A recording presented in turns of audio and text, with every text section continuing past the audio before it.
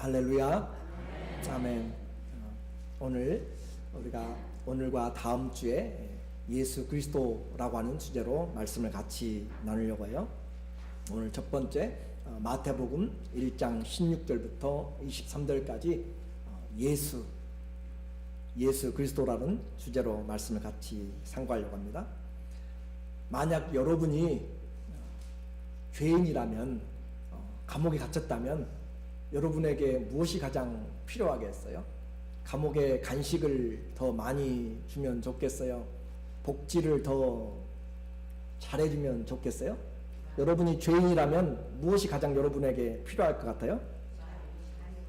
자유가 필요하겠죠? 감방에서 아무리 잘 먹고 아무리 넓은 호텔 같은 방을 써도 자유가 없는 것이고, 그곳에서는 삶의 의미가 그렇게 내가 할 수 있는 것들이 많지 않다라고 하는 거죠.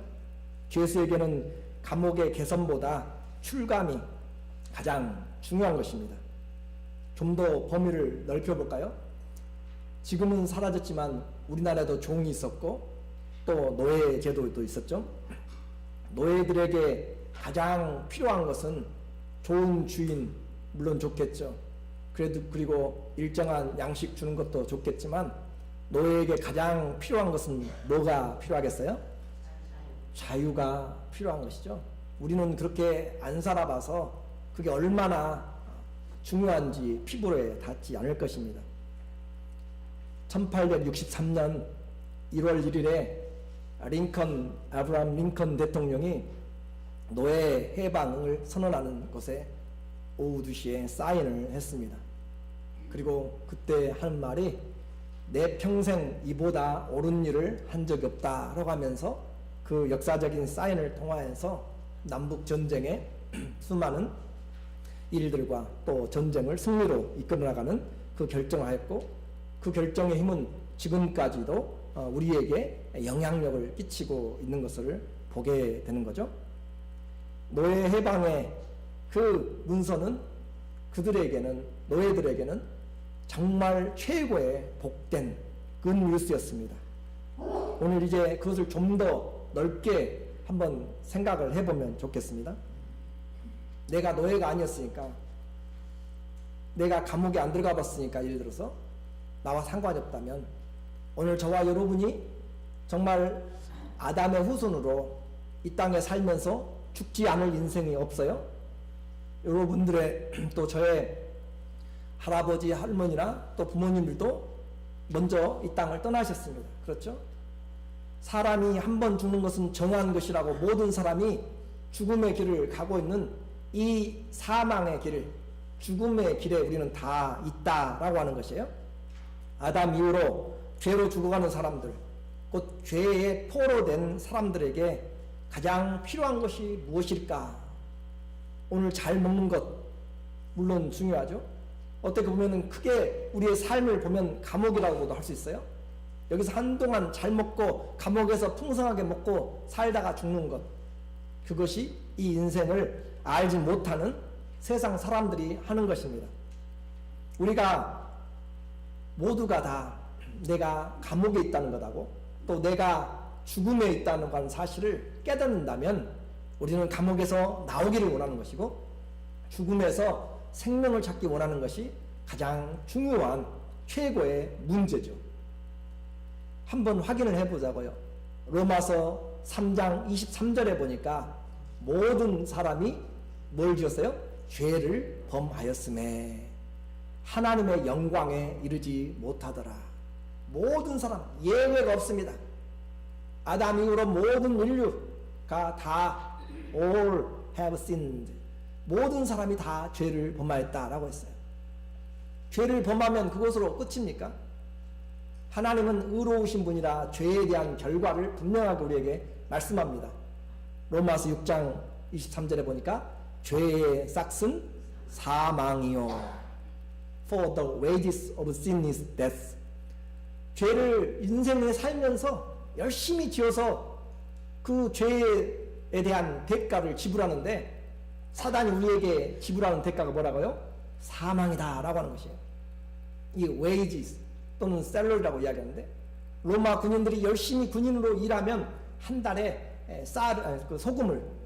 소금을 샐러리를 월급으로 주는 거죠. 그래서 샐러리란 말이 나왔는데, 그 소금을 봉급으로 받는 것처럼 인생을 열심히 살았는데 죄진 인생에게 우리에게 주는 결과가 뭐였다고요? 사망을 사단이 우리에게 줬다라고 하는 것입니다. 그래서 죄의 결과는 사망이요, 하나님의 은사는 그리스도 예수 안에 있는, 우리 주 안에 있는 영생이다.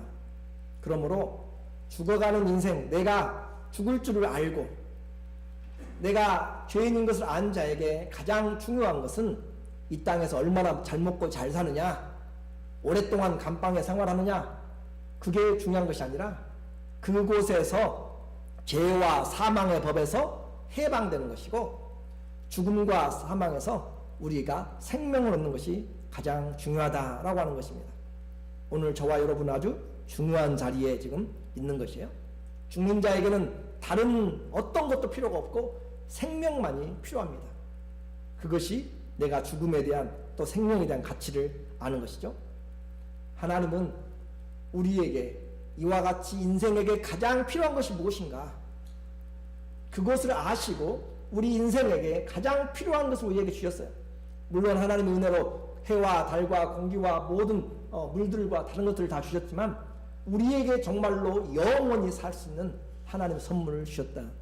요한복음 3장 16절의 말씀에 하나님이 이 세상을 이처럼 사랑하사 독생자를 주셨으니 이는 저를 믿는 자마다 멸망치 않고 영생을 얻게 하려 하심이라. 하나님이 우리를 사랑하사 자연의 환경도 주셨지만 우리를 사랑하사 자기의 only son, 그 아들을 우리에게 주셨다라고 그렇게 이야기합니다. 그리고 그 아들을 주신 것은, 아들을 세상에 보내신 것은 세상을 심판하려 하심이 아니라 저로 말미암아 세상이 구원을 받게 하려 하심이다. 하나님은 사랑하셔서 우리에게 구원 얻는 방법을, 잠시 사람이 70년 80년 또 강건하면 몇 년을 100년, 요즘 100세 이야기하지만 그걸 산다 할지라도 지나가면 안개 같아요. 그렇잖아요. 연세 드신 우리 어르신도 많이 계시지만 우리에게 지나간 날이 한숨에 꿈 같은 그런 일장춘몽 같은 것이 사실이잖아요. 우리 주위에 수많은 무덤들이 그것을 말씀해주고 있잖아요. 그렇기 때문에 내가 이 땅에서 아무리 오래 살아도 하나님의 생명을 얻지 못하면 우리는 죽음이다 라고 하는 것 외에는 다른 것으로 할 수가 없습니다. 이와 같이 온 세상의 모든 사람에게 그 죄의 법에서, 그 사망의 법에서 우리를 죄에서 자유케 하고 사망에서 영원한 생명을 주시는 선물을 주신 사건이 바로 2000년 전에 이 땅에 오신 예수 그리스도의 성탄을 이야기를 합니다. 그러므로 크리스마스는 온 세계가, 온 인류가 맞이하게 되는 가장 큰 기쁨의 좋은 소식입니다. 그냥 데이트하고 선물 받고 그것이 즐거운 것이 아니고, 요즘은 산타클로스로 바꿔져 가지고 그리스도를 완전히 묻어버리는 그런 사단의 세력에 넘어가지 말고 온 세계가 가장 기다렸고 온 모든 열방에게 가장 중요한 기쁨의 좋은 소식이 바로 크리스마스였다라고 하는 것입니다. 누가복음 2장 10절에 보니까 천사가 이르되 무서워 말라, 보라 내가 온 백성에게 비칠 큰 기쁨의 좋은 소식입니다. Good news of great joy. 우리에게 기쁨의 좋은 소식을 너희에게 전하노라. 오늘날 다윗의 동네에 너희를 위하여 구세주가 나셨으니 곧 그리스도 주님이시다. 천사들이 그렇게 이야기를 하고 예수 그리스도가 이 땅에 오시게 되는 것이죠. 그 기쁨을 하늘과 땅에 온 우주적인 사건으로 성경은 표현하고 있습니다. 14절에 우리에게 말씀하고 있죠. 지극히 높은 곳에서는 하나님께 영광이요, 땅에서는 기뻐하심을 입은 사람들 중에서 평화로다. 천군 천사들이 예수 그리스도의 탄생의 그 시간에 하늘과 땅에서 하나님 앞에, 사람들 앞에 이와 같이 찬양을 하고 있는 사건이 바로 예수 그리스도, 온 인류에게 미칠 기쁨의 좋은 소식. 인생에서 이보다 더 기쁜 것이 없습니다. 그래서 우리는 그것을 복음이라, 유앙겔리온, 굿뉴스라 그렇게 표현을 하게 되는 것이에요. 오늘 이제 그 이야기를 좀 더 우리에게 가까이 적용을 좀 해보자고요. 성경의 관점을 봐야 됩니다. 성경은 하나님의 책이기 때문에 하나님의 입장에서 인생을 봐야 된단 말이죠. 왜냐하면 그분이 온 인류를 지으셨고 온 만물을 지으셨기 때문에. 마태복음 1장 1절에 보면 믿는 자나 안 믿는 자나 한 번씩은 다 읽어보았고 들어보았을 내용이 나옵니다. 한번 읽어볼까요? 아브라함과 다윗의 자손 예수 그리스도의 세계라. 신약을 열면서, 신약은 새로운 약속이죠. 뉴 테스트먼트예요. 그것을 열면서 시작하는 아브라함과 다윗의 자손 예수 그리스도의 족보다 라고 그렇게 시작해요.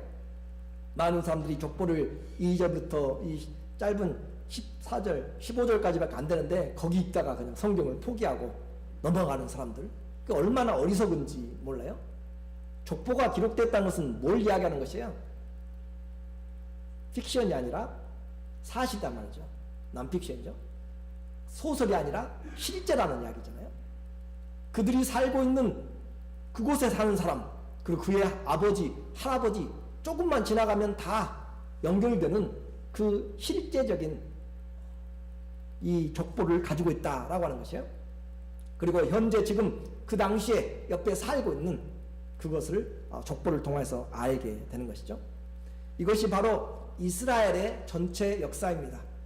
아브라함의 후손이라고 이스라엘 이야기하잖아요. 그렇죠? 아브라함의 후손이라고 얘기해요.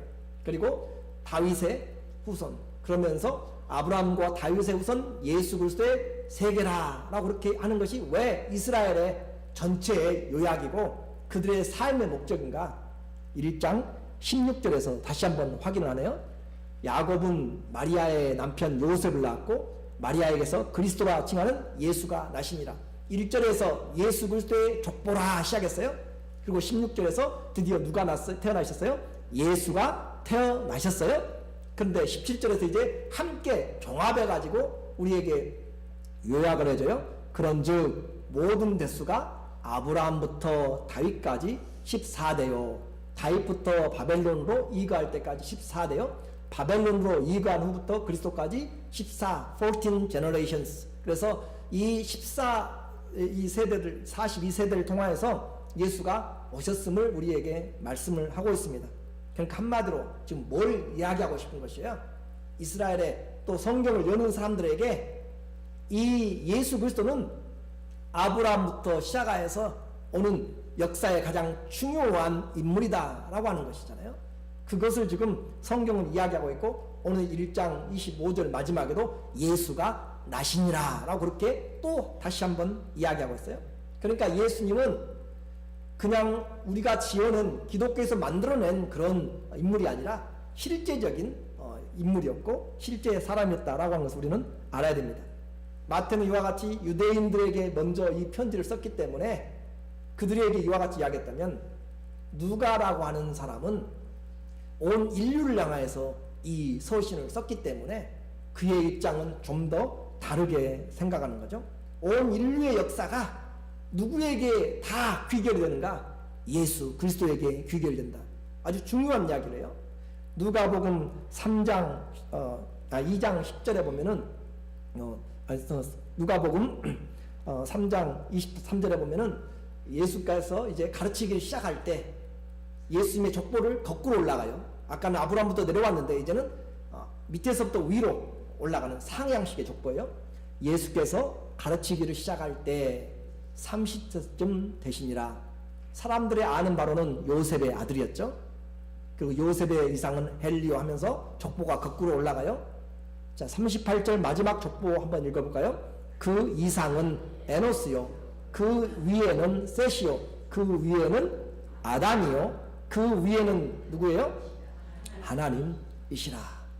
하나님이 아담을 만들었고 아담이 셋을 그렇게 해서 예수님이 내려왔고 거꾸로 올라가도 예수님 끄로부터 하나님까지.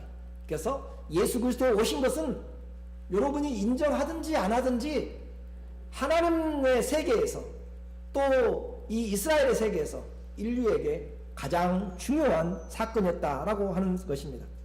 이 구세주의 탄생이 바로 수백 년 전에 또 수천 년 전 또 창세 전부터 준비하신 하나님의 계획이었음을 안다면 오늘 우리는 이 성경에 대해서 정말 눈이 열려야 되고 하나님의 사랑을 알아야 되는 놀라운 시간인 거죠. 예수 그리스도의 이와 같은 중요한 탄생을 하나님이 준비하셨는데 이것만이 아니라 그분이 어디서 나실지 누구의 씨에서 나실지 주님이 이미 다 성경에 기록을 하고 계시더라. 그렇게 중요한 예수님의 탄생이 바로 베들레헴에서 나시게 되었다는 것을 우리는 이제 알게 되는 것이죠.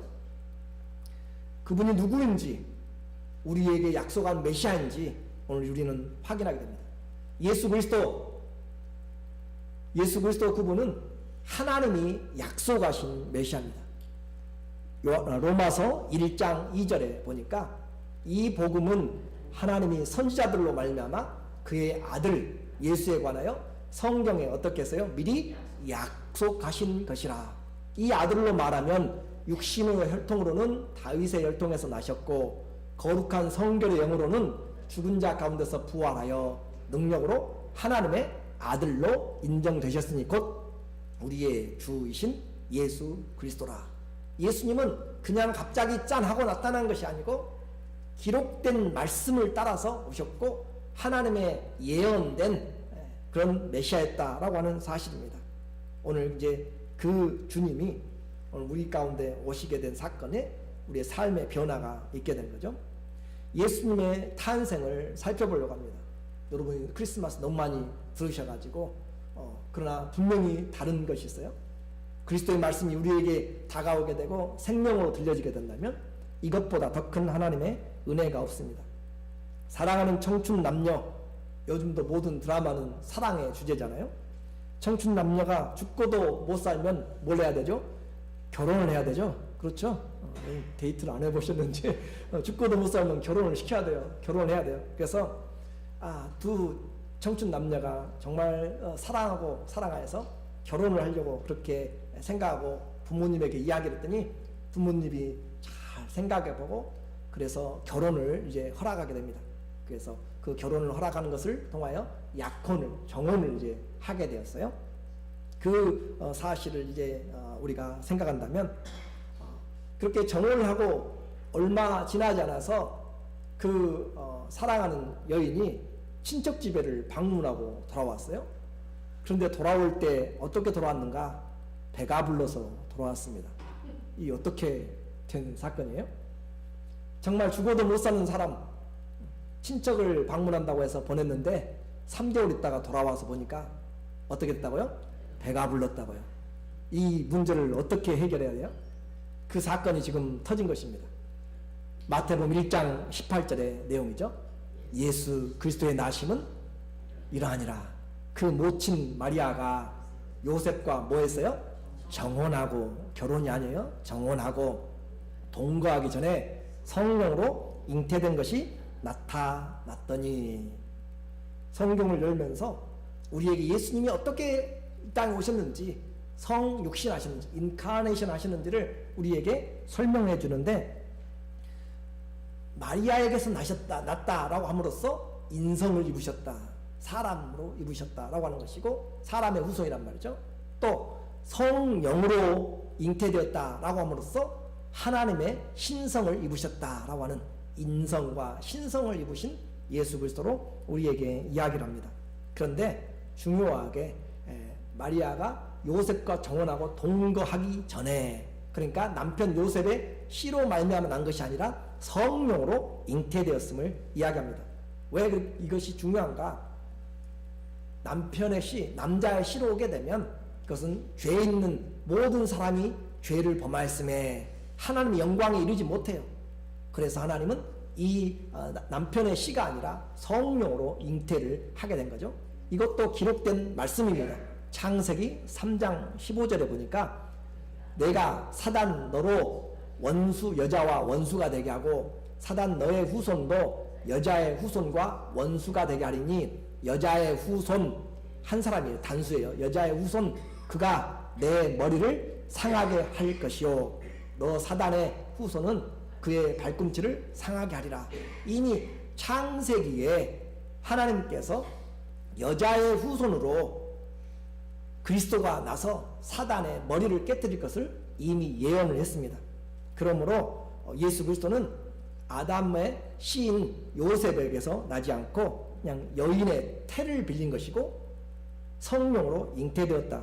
저는 이것을 오래 설명할 시간은 없어요. 단지 우리에게 지금 이야기하고 있는 성경을 우리는 봐야 되는 거죠. 유대인의 결혼 관습은 오늘날 우리와는 좀 다릅니다. 내가 결혼한다고 무조건 상대방과 결혼할 수 있는 것이 아니에요. 누구의 허락을 받아야 돼요? 부모의 허락을 받고 부모가 배우자를 결정합니다. 그것이 유대인들의 사상이에요. 배우가 관습이 배우자를 부모가 결정하고 부모가 그것을 허락할 때가 결혼할 수 있는데 결혼하기 전에 정혼을 하게 되는 거죠. 결혼할 사람을 이제 찾았고 부모가 허락하면 결혼은 이제 정혼한 뒤에 1년 정도 뒤에 하게 됩니다. 그런데 재미있는 법이 뭐냐면 정혼을 하게 되면 그것은 이제 법적으로 리걸하게 허스밴 앤 와이프가 되는 것이에요. 그러나 같이 동침하는 것은 아닙니다. 1년 후에 결혼을 하게 돼요. 결혼하기 전까지 이제 신랑 신부는 정조를 지키면서 대의를 지키는 거죠. 자, 예수님이 우리를 데리고 올 때도 마찬가지예요. 예수님도 우리에게 성령을 보내서 우리에게 인을 주셨어요.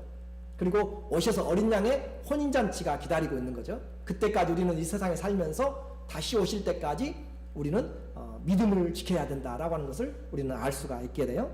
그렇게 해서 결혼을 하게 되면 그가 부부로 인정을 받게 되고 그런데 동거하기 전에 아이가 가졌다. 이것도 성경의 예언의 말씀이죠. 이사야서 7장 14절에 그러므로 주께서 친히 징조로 너희에게 주실 것이라.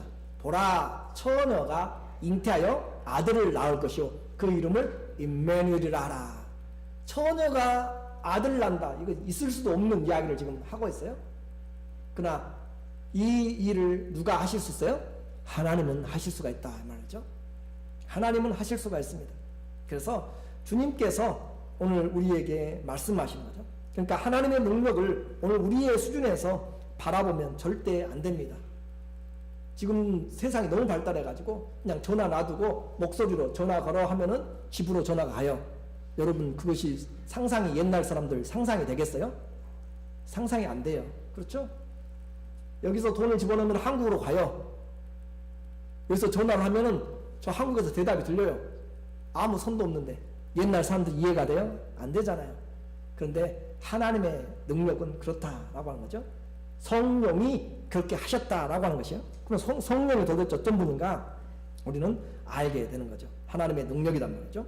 그렇게 해서 그의 이제 이와 같은 하나님의 은혜가 왔는데 처녀가 잉태하였는데 그 처녀는 분명히 누구라고 했어요?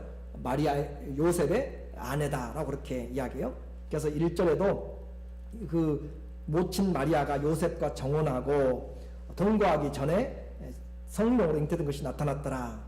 19절에 보니까 그 남편 요셉은 남편이라고 부르고 있어요. 그것이 왜 그런가 법적으로 그래요. 신명기 22장에 보니까 신명기 22장 23절에 보면 처녀인 여자가 남자와 약혼한, 여기서는 약혼이지만 여기서는 정혼이 똑같은 말이에요. 정혼한 후에 어떤 남자가 그 처녀를 성읍 중에서 만나 통관하면 너희는 그들을 둘 다 성문 문으로 끌어내고 그들을 돌로 쳐서 죽여라. 그 처녀는 성읍 중에 있어서도 소리를 지르지 아니하였으며 그 남자는 그 이웃의 누구예요? 아내를 욕보였습니다. 정혼하게 되면은 아내와 남편의 법적인 지위가 이스라엘의 관례상 있게 된단 말이에요. 그래서 처녀를 어떤 남자가 만나가지고 배우자 말고 다른 사람이 만나가지고 성읍 중에서 그렇게 욕을 보이게 되면은 둘 다 죽여라. 왜 그런가 하면 성읍 중에 있으면서도 처녀가 소리를 지르지 않았기 때문에 그 책임입니다. 그래서 소리를 지르면 누가 와서 도와줬을 것인데 그러지 않았다. 만약에 들에서 처녀를 욕보였으면 남자만 죽여라. 왜냐하면 처녀가 소리를 질러도 도와줄 사람이 없었으므로 그는 남자만 죽여라라고 하는 그들의 하나님의 법입니다. 그만큼 우리에게 분명하게 성경의 메시지는 말씀을 한다 이 말이죠. 요셉의 남편이 갈등이 생겼어요. 정혼자인 마리아를 사랑하는데 문제가 생겼다고 그랬죠.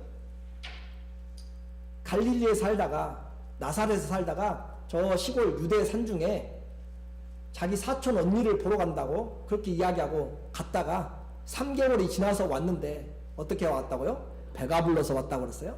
누가복음 1장에서 그렇게 설명을 하고 있어요. 함께 있다가 성령이 그에게 임하셔서 그에게 3개월에 배가 불러서 왔다. 산중에서 돌아왔는데 그 사건을 어떻게 할 것인가? 문제가 생겨서 이 아이가 있는 것을 데려오는 것은 분명히 문제가 된다 이 말이죠. 왜냐하면 내 자식이 아니고 법을 어겼기 때문에. 마리아가 아무리 이야기를 해도 요셉이 믿을 수가 있겠어요? 내가 아무리 설명을 해도 이 요셉은 믿을 수가 없을 것입니다. 그런데 요셉은 좀 성격이 여기 보니까 의로웠다, 착하다라고 그렇게 이야기해요. 그래서 돌로 쳐서 죽이는 것보다 그냥 이혼 파혼장을 써줘가지고 그냥 살아가라 라고 그렇게 생각하면서 이혼할 생각을 하고 있어요. 19절에 그렇죠. 그 남편 요셉은 의로운 사람이라 저를 이 사건을 드러내지 아니하고 가만히 끊고자 하여, 그렇게 해서 마리아를 그냥 살려주고 그렇게 하려고 생각한 것이죠. 한번 생각해 보세요. 우리만 지금 이 마리아가 성령으로 잉태됐다고 하니까 세상 사람들만 걱정하고 또 세상 사람들만 의심하는 것이 아니라 누가 가장 의심한다고요? 남편인 요셉이 의심하고 있다니까요. 그러니까 이 일은 분명히 세상 사람들 다 인정을 해줘도 요셉에게는 분명히 이것이 해결되지 않으면 평생 힘든 일이에요. 그래서 하나님이 그 일을 직접 나서서 일을 해결하신 것입니다. 그 사건이 바로 이 1장 20절에 말씀하는 거잖아요. 이 일을 생각할 때, 가만히 끊고자 할 때 주의 사자가 현몽하여 꿈에 나타나서 가로되 다윗의 자손 요셉아 네 아내, 성경은 분명하게 명칭을 이야기합니다. 네 아내 마리아 데려오기를 무서워하지 말라. 저에게 잉태된 분은, 저에게 잉태된 자는 무엇으로 했어요? 성령으로, 성령에 의해서 되었다. 도대체 성령이 어떤 분이신가? 누가복음 1장 34절에 보니까 마리아가 천사에게 말하되 나는 사내를 알지 못하니 이 어떻게 이 일이 있습니까? 그렇죠? 하나님의 거룩한 자가 아들이 너에게 임할 것이다 라고 그렇게 이야기하니까 나는 사내를 알지 못합니다. 나는 요셉과 아직 같이 잠을 자지 않았어요 라고 하는 것이에요. 천사가 대답하여 가로되 성령이 임하시고, 성령이 임하시고 지극히 높으신 이의 능력이 너를 덮으시리니 그러므로 나실 바 거룩한 자는 하나님의 아들이라 일컬으리라. 사내의 힘으로, 남자의 정욕으로 씨로 되어진 것이 아니라 창조의 능력이 있는 하나님의 영, 성령으로 그렇게 잉태가 된다라고 하는 것이죠. 그렇게 해서 마리아의 배가 불러왔고 그 일을 지금 이 요셉에게 3개월 뒤에 나중에 지금 이 요셉에게 성령이 꿈에서 선사를 통하여서 성령으로 된 것이다 라고 말씀을 해주고 있습니다. 인간의 모든 지식과 경험을 뛰어넘는 이해되지 않는 사건입니다. 그러나 하나님의 일은 반드시 그분이 해 나가시는 것이죠. 성령은 실수가 없습니다. 그리고 이름까지, 장면까지 해주시네요. 21절에 보니까 아들을 낳으리니, 분명히 아들을 낳으리니 이름을 예수라 하라. 이는 자기 백성을 저희 죄에서 구원할 자이심이라. 이름을 지저스라고, 예수라 하라. 그 이름의 뜻을 이야기합니다. 히브리 사람들에게 이름은 보통 부모가 짓습니다. 그리고 그 이름의 뜻은 그 사람의 운명을 이야기하고 사명을 이야기하는 것으로 그렇게 나타나게 돼요. 한국도 보통 부모들이 이름을 짓죠. 그런 것처럼 부모는 이런 삶이 되기를 원한다라고 하는 부모의 뜻이잖아요. 그런데 히브리인들 중에는, 히브리의 의미는 하나님께서 주시는 의미들이 많이 있습니다. 그래서 하나님 아버지가 아들에게 이름을 주시는데 예수라 그렇게 기대하는 거죠. 그리고 예수, 히브리어는 예슈와, 또 우리말 성경에는 여호수아라고 같은 단어입니다. 하나님은 구원이시다 그 말이시죠. 그래서 그 아들 지극히 거룩한 자, 그 하나님의 아들이라고 하는 그 이름을 가지고 있습니다. 도대체 그분이 누구신가? 이사야에서 9장 6절에 보니까 그분 한 아기가 우리에게서 났어요. 그리고 그 아기는 아들입니다. 한 아들을 우리에게 주신 바 됐는데 그 어깨에는 정사와 권세를 메었고 그 이름은 기묘합니다. 우리가 알지 못하는 이름이에요. 그 이름은 모사, 원더풀 카운슬러예요. 지혜의 신입니다. 지혜의 하나님이시죠. 또 그 아기는 누구예요? 전능하신 하나님이세요. 그 아들은 또 누구예요? 영존하시는 아버지예요. 어떻게 아기가 하나님이 되고 아기가 아들이 돼요? 아기가 아버지가 돼요? 그것이 하나님의 지금 하나님이 하시는 일입니다. 그 아들이 바로 영존하신 아버지라 평강의 왕이라 할 것이며 여러분이 이해되지 않는다고 하나님을 가두지 마세요. 하나님은 바로 하나님 자신이 우리에게 오신 것입니다. 예수 그 이름만에 하나님이 오신 것이죠. 그래서 하나님이 우리와 함께 하신다. 임마누엘, God with us. 하나님이 우리와 함께 하신다. 하나님 어디 계시냐라고 물어본다면 예수님 계시면 내가 곧 하나님이다 그 말이에요. 임마누엘, God with us. 하나님이 지금 여기에 나와 함께하고 있다. 그렇게 해서 예수님이 오시게 되었습니다. 그 이름 예수는 구원자, 자기 백성을 저희 죄에서 구원할 자일 뿐만 아니라 전능하신 하나님이셨고 또 영원히 계시는 아버지시고 평강의 왕이신 그분이 우리에게 오신 바로 예수 그리스도십니다. 하나님 아버지는 아들을 이 땅에 보내시면서 무엇을 가지고 오셨어요? 이름을 가지고 오신 거죠. 예수, 죄에서 구원할 자. 아무도 죄를 해결할 자가 없습니다. 아담 이후로 어떤 사람도 아담의 씨로 나지 않은 사람이 없어요.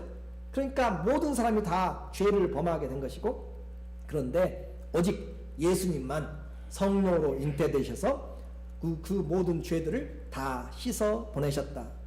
노예들에게 가장 중요한 것은 뭐라고요? 노예 해방이라고 그랬죠. 종들에게는 뭐가 없어지면 좋아요? 종의 문서가 불타고 없어지면 그냥 가장 좋은 거잖아요. 저와 여러분에게도 죄의 문서가 있어요. 죄의 문서. 율법 때문에 죄의 문서가 있는데 그 죄의 문서를 주님이 다 찢어서 없애고 불태워버렸다라고 하는 것이 바로 예수님이 하신 일입니다. 골로새서 2장 14절에 하나님께서는 우리에게 불리한 조문들과 빈 문서, 죄의 문서요, 빈 문서들을 지워버리시고 그것을 십자가에 못 박으셔서 우리 가운데서 없애버리셨다.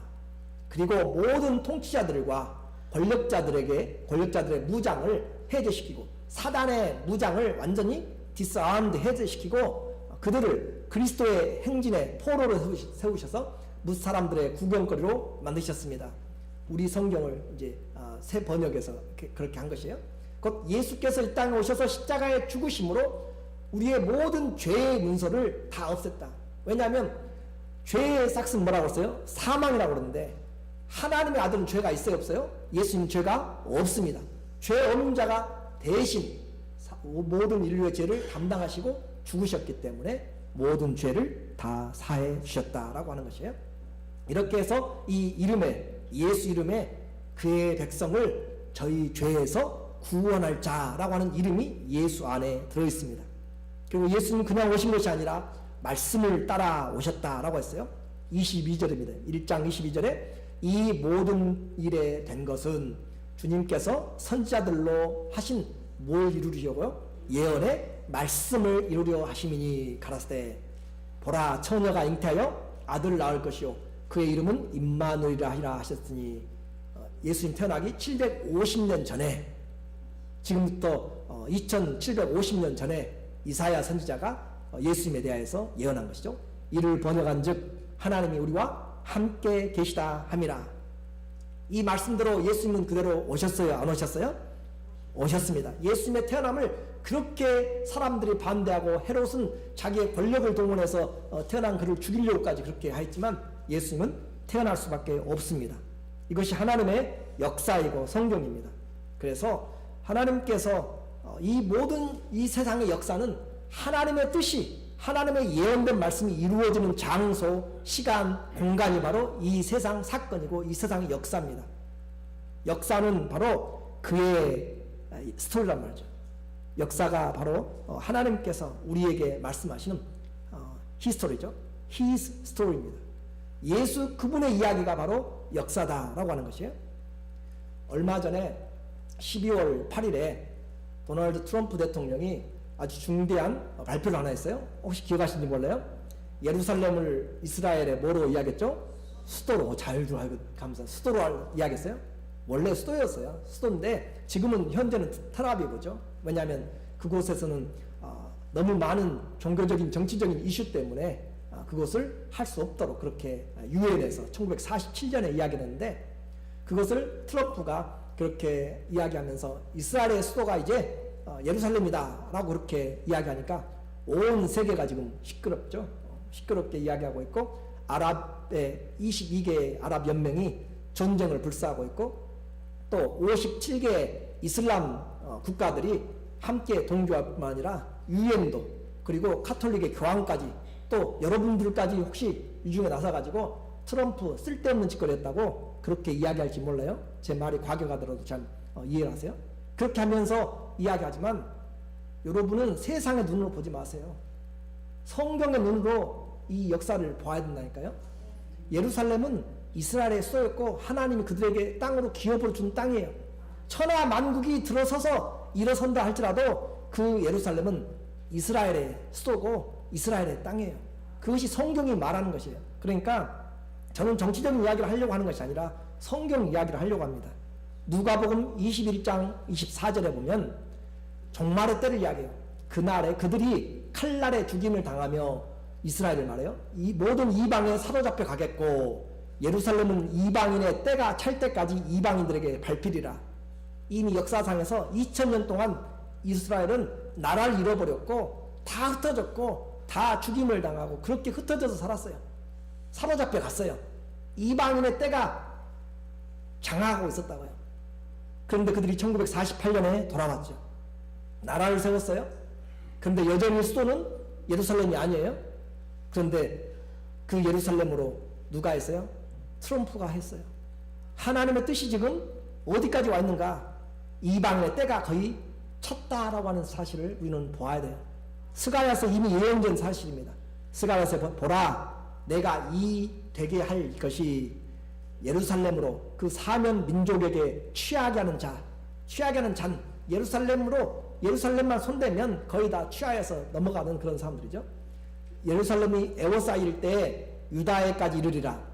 그날에는 내가 예루살렘을 모든 민족에게 무거운 돌이 되게 하리니 그것을 드는 모든 민족이 크게 상할 것이라. 천하 만국이 그것을 치려고 모이리라. 이 예루살렘을 안 그래도 눈에 가신 이스라엘인데 이 사건을 통하여서 이제 전 세계가 그곳을 향하여서 마지막 전쟁을 준비하는 시기가 다가오고 있음을 우리는 알게 되는 것이에요.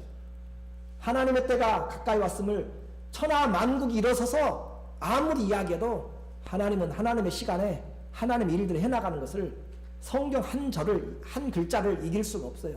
왜냐하면 그분이 역사를 주관하시기 때문에. 저는 다시 이야기합니다. 정치적인 이야기 하려고 하는 것이 아니라 성경을 보면서 예수님이 예언된 말씀을 따르는 것처럼 이 세상도 예언된 말씀대로 그렇게 되어가고 있고 예수 그리스도가 오실 것을 우리는 말씀대로 믿는 것이에요. 그것이 우리의 신앙입니다. 결론입니다. 요셉은 꿈을 꾸었어요. 인생의 근심 문제였던 아내 마리아의 임신이 그 아내의 부덕한 소치가 아니라 하나님이 그 백성을 구원하실 메시아인 것을 이 땅에 보내셨음을 알게 되었습니다. 그리고 꿈이 깨어서 그는 그대로 순종하여서 아들을 낳기까지 동침하지 않고 이름을 예수라 했다라고 하면서 24절, 25절을 마치고 있어요. 그 아내가 잉태한 아기의 이름이 뭐라고요? 예수였습니다. 그 이름의 뜻은 그가 자기 백성을 저희 죄에서 구원할 자라. 자, 이제 예수 그리스도는 이스라엘의 역사의 초점뿐만 아니라 하나님이 우리 모든 인류에게 주신 역사의 초점이고 목적이고 역사의 완성이 누구예요? 예수 그리스도입니다. 예수 그리스도가 없으면 아무 것이 없는 것이에요. 아무것도. 그래서 성경에 지금 이 수많은 사람들의 이름들이 나와도 족보에 그들이 몇 년을 살았는지요, 그들이 무슨 잡을 가지고 있었는지, 그들이 무슨 사업을 벌려서 얼마만큼 공헌을 했는지, 무엇을 했는지 말하잖아요. 단지 예수 그리스도 오시는 길을 준비한 것으로 끝납니다. 모든 역사의 과정은 그리스도가 없다면 그들의 모든 삶은 헛됩니다. 예수 그 이름을 부르면 누구나 구원을 얻습니다. 예수 그 이름을 믿으면 주님이 우리에게 영원한 생명을 주십니다. 하나님이 값없이 주시는 죄된 자에게 해방이요 죽는 자에게 생명입니다.